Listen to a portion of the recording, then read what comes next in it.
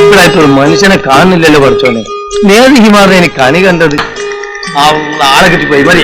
ഈ നമ്മുടെ നടൻ പിഷാരടിക്കെതിരായിട്ട് CPM-ന്റെ ഭാഗത്തു നിന്നും മുതിർന്ന നേതാക്കളുടെ ഭാഗത്തു നിന്നും സൈബർ അടുത്തും വലിയ രീതിയിലുള്ള അധിക്ഷേപങ്ങൾ വരുന്നുണ്ട്.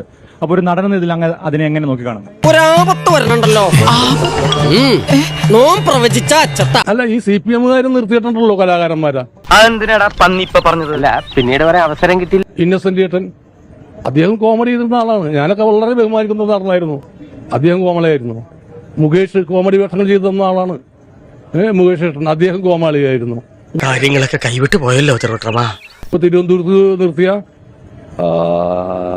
സുധീർ കരമന. അപ്പൊ ഇവര് നിർത്തുമ്പോഴൊന്നും ഇത് ബാധകമല്ലേ ഇത്? പിന്നെ ഒരു കലാകാരനെ കോമാളി എന്നൊന്നും ഒരിക്കലും വിളിക്കരുത്. കലാകാരൻ എന്നല്ല ആരെയും.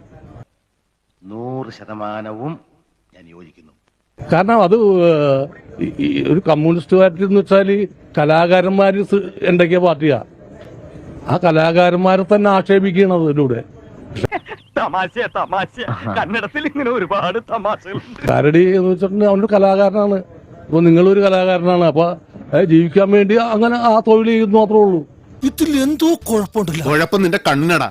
പോയി ഡോക്ടറെ കണ്ട് കണ്ണ് പരിശോധിച്ച് കണ്ണട വെച്ചിട്ട് വിടാം. അപ്പൊ അവരെ അദ്ദേഹത്തെ പോലത്തുള്ള ഒരു നേതാവൊക്കെ അങ്ങനെ അദ്ദേഹത്തിന്റെ അധപതനമാണ് അത് തെളിവാക്കുന്നത്. നാറ്റിക്കില്ല ആകെ നാറിയിരിക്കില്ല. പിന്നെന്തോ VD സതീശൻ ഇത്തവണ 22,000 മുകളിലേക്ക് വരും. തീർച്ചയായിട്ടും അത് ഓരോ വർഷവും ഡബിളായി വരെയാണ്. ഈ തവണ ഡബിളാവും, യാതൊരു സംശയമില്ല. ഇത്തവണ ഇടതുപക്ഷത്തിന്റെ പരസ്യവാചകം മറ്റാരുണ്ടെന്നാണ്. എങ്ങനെയാണ് അതിനെ കാണുന്നത്? അതൊരു വെല്ലുവിളിയല്ലേ? ജനങ്ങളുള്ള വെല്ലുവിളി. മറ്റാരുണ്ടാ?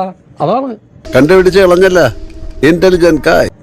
അത് വെല്ലുവിളിയാണ്. ആ വെല്ലുവിളിക്കൊക്കെ മറുപടി അവർ കൊടുത്തോളും. മറുപടി കൊടുത്തോളും. വിശ്വാസം അതൊക്കെയാണല്ലോ എല്ലാം. അയ്യോ, ആ വാക്കുകളിലെ സകല വിശ്വാസവും പോയി.